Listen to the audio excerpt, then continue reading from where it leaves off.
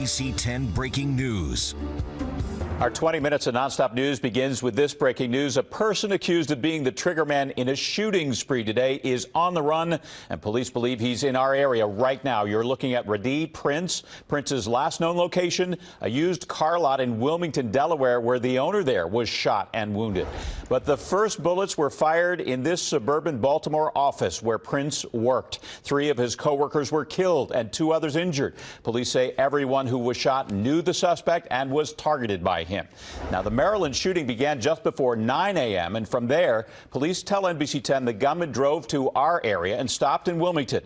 It was 10:30 a.m. and the owner at a used car lot in Wilmington was shot and wounded. And just minutes ago, police revealed the car lot victim and the suspect also knew one another. We have team coverage, Skyforce 10, over the Wilmington crime scene right after this happened. Just minutes ago, police revealed, as we said, that that victim there and the suspect knew each other. That wounded man is in surgery right now. More details on this. The suspect, 37-year-old Radee Labib Prince. He was last seen driving a black 2008 GMC Acadia like the one you see in this picture. It has a Delaware license plate, PC 64273. Police warn everyone that he is armed and dangerous. I'm Jacqueline London. And I'm Jim Rosenfield. As we said, we have live team coverage of this breaking news with NBC 10's Brandon Hudson at the Maryland shooting scene. Lauren Make is in Wilmington on the search for Prince right now. Let's begin with Brandon, and he has the latest on the situation in Maryland. Brandon.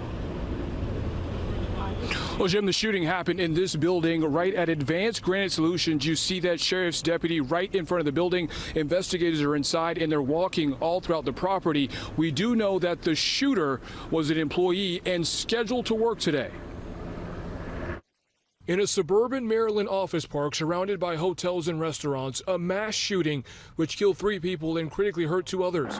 All of them worked at Advanced Granite Solutions with Radee Prince, the suspected shooter. I thought I heard some arguing or yelling back there behind the building, and I didn't really catch my eye, and then all of a sudden these guys came sprinting away from the building. The witness said he didn't hear gunshots. He only saw people running from the building. They came from behind that building, 3 Spanish guys, and they were screaming. I still believe he's probably targeting for a specific reason and not general. Harford County Sheriff Jeffrey Gaylor says Prince walked into the office and fired shots just before 9 this morning. It was a regular work day. He was scheduled to be at work today. Police say the gunman got in a black GMC Acadia with Delaware tag PC 64273 and drove to Wilmington.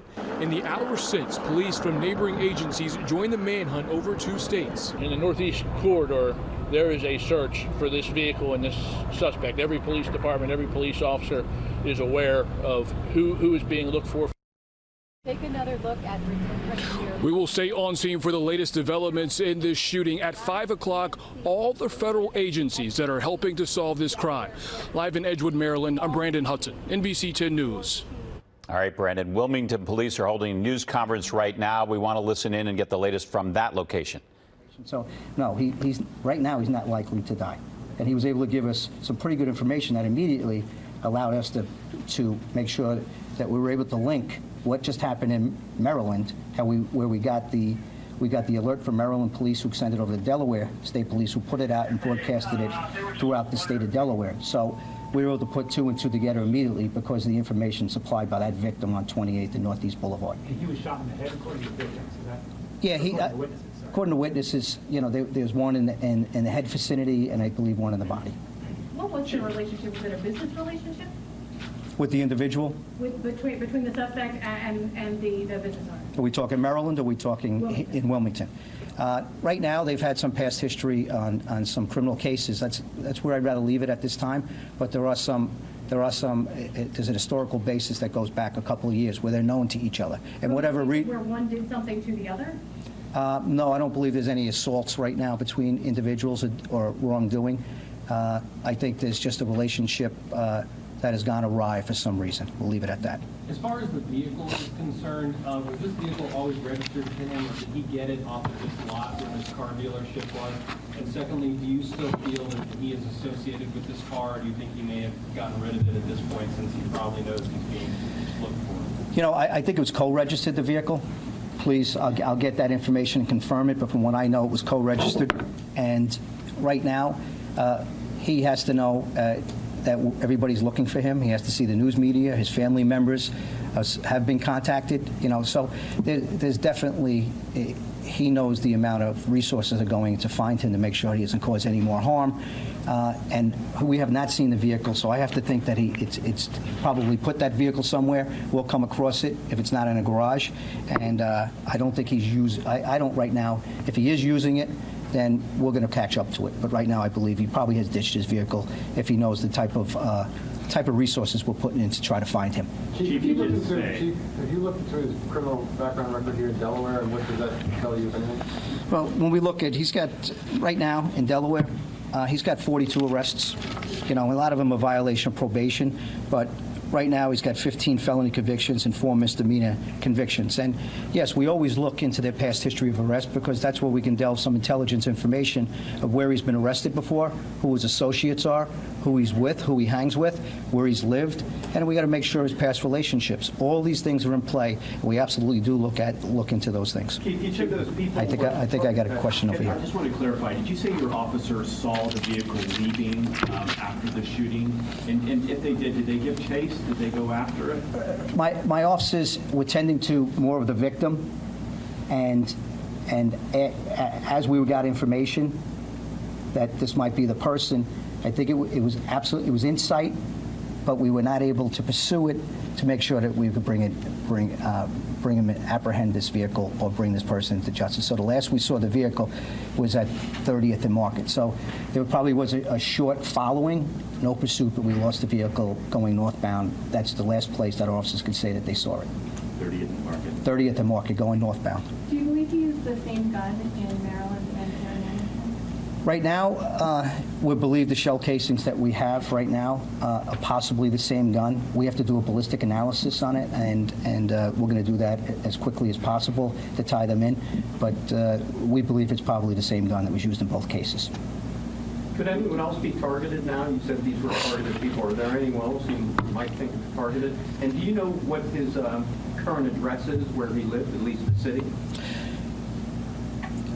Well, I'm going to answer 2 parts to that question. Can anybody else be targeted? How many more people does he have beefs with? I don't know what goes through his mind and why he was doing it. What he did the first time to shoot 5 people, the rationale to go out and shoot 5 people like he did, kill 3 of them, and then come all the way here to shoot this individual that was shot on 28th and Northeast Boulevard. Could there be other people out there? Absolutely. But that, when he was doing this, was at a time that he wasn't very well known and on our radar. So we do look. I look at arrest records, and as the other reporter asked, do we look at that? Yes, we look at intelligence information, not only who he's been arrested with, or is anybody in a case that might know something that actually can cause harm by testifying. We look at all these things. So, and we make sure that we get that information out, and we cover all our bases. So I think the probability of getting to anyone else that he might want to get to, he's going to expose himself where we probably can make our arrest.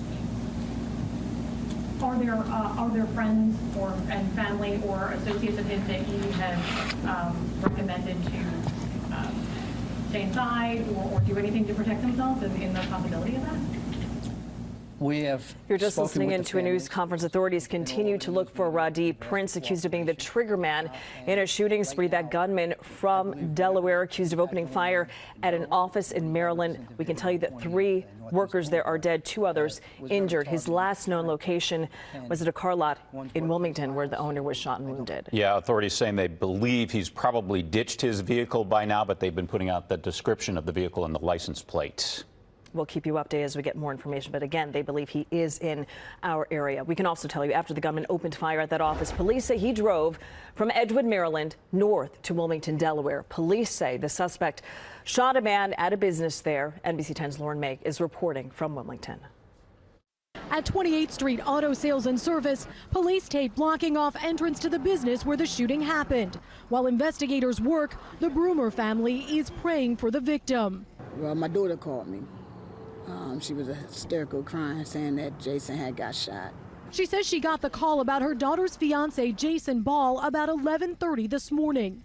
He's on the surgery right now, and they just believe he's going to be all right. And I heard he was talking. So that's a blessing. The family member said they didn't know why someone would target the local business owner who loaned tow trucks to help out after a recent hurricane. He type of person, if he can help you, he will help you. You know, he's a good-hearted man. They didn't recognize the man police have been looking for in Delaware and in Maryland. I don't know him, but to hear what happened, he's on a rampage. I don't know what disturbed him, but you know, he needs God's help. And we did some digging on the suspect. We found an old address, called the house, and we spoke to a woman inside. She told us the accused shooter used to stay at that house off and on when he, quote, had issues, but he does not live there anymore. Take a look at this also. If you've been driving around anywhere in our region, you might see this billboard. It's been put up by the FBI. It is up in all 3 of our states, as well as Maryland and Washington, D.C. as well. NBC 10 breaking news. Right now at 6, the manhunt for a killer. Police say he targeted people he knew. A shooting at a Delaware auto dealer shop is now linked to a deadly workplace murder in Maryland. Tonight, NBC 10 is digging into the suspect's past, and we're learning more about the victims. Good evening, I'm Jacqueline London. And I'm Jim Rosenfield. Here's what we know. 2 crime scenes in 2 states just an hour and a half apart. The shooting began at 9 in the morning at an office in Maryland. And then at about 10:30, a man was shot and wounded in Wilmington. Police say Radee Prince is responsible for all the violence. And tonight, we're getting a look at the faces of some of the victims. Total of 6 people were shot. 3 of them survived and 3 were killed. NBC 10 has a team of reporters spread out covering this story for you. Lauren Make is live in Wilmington, but we begin with NBC 10's Aaron Baskerville in Edgewood, Maryland. Aaron, about 2 hours ago, you spoke to employees who saw this shooting. Jim and Jackie had the chance to talk to 4 different employees that were inside that building when the gunman opened fire. Right now, we are outside of the Richland Ballroom in Edgewood, Maryland. This is where families came, kind of a staging area for families who had workers inside that building. These workers, they are absolutely devastated, and they tell me they are certainly lucky to get away with their lives. You almost got shot. Almost, me too. A worker inside Advanced Granite Solutions in Edgewood describing the moment the gunman fired shots, killing 3 of his friends and injuring 2 others. 4 different workers feet away from the shooter, telling NBC 10 all they could do was run. They shared a photo of Oscar Hidalgo, one of their co-workers and close friends, who they say was killed this morning. Michael Sierra was less than 10 feet away and says there was no indication this would ever go down, claiming the shooter rarely talked to them. He's just lucky to be able to walk away. What happened once people got shot? Did you rush over to help or did you run away? ¿Qué hiciste cuando nos dispararon? ¿Que saliste corriendo? Corrí, yo lo que hice fue correr nada más. Y me disparó, pero gracias a Dios no me pegó ni uno. Running. He shot with him, but he was like running too. So you're saying he got shot at? Yeah. Breaking news, manhunt over. The suspect accused of shooting 6 people in 2 states is captured in Delaware. And then I look, I'm like, oh my God, they're on our street. I was in shock that they got him right here in my development. We're learning new details about the suspect's troubled history with coworkers and the law. Plus, remembering the victims. They were all family. We've been working together for a long time. Witnesses describe what they saw when the shots rang out. NBC 10 breaking news. Right now at 11, from fugitive to prisoner, NBC 10 was in the air just moments after Radee Prince was captured in Newark, Delaware tonight. His arrest ended a 10-hour manhunt across 2 states. When it was over, 6 people were shot and 3 people were killed. NBC 10 brought you live team coverage as this breaking story unfolded. Tonight, our crews have the very latest on Prince's capture in Newark and his alleged crimes in Maryland and Wilmington. Let's begin with NBC 10 Delaware Bureau reporter Tim Furlong with more on how police finally tracked this guy down. Tim. Yeah, Jim, this whole story affected thousands of Delaware families, including mine. All day long, you had schools locked down, activities canceled, lots of neighbors in every neighborhood hoping this accused killer didn't come to their neighborhood. Well, tonight he came to this one, but police were here too. Only Skyforce 10 over 4 Seasons Parkway as police and federal agents finally arrested Radee Prince after a day-long manhunt. Around 5:30, police got a tip that led them to this area of Newark. And without the tips from civilians out there that helped us along the way, because without their efforts and the trust that they had with us in law enforcement and working together, we would not have been able to make this apprehension. The tip led police to Rady's SUV around 5:30. He had left it near Glasgow High School and took off across the highway. Police quietly surrounded the entire area with unmarked cars, and just after 7, plainclothes ATF agents chased Prince down as nervous neighbors watched. I just pulled in to come home, and then I look, I'm like, oh my God, they're on our street.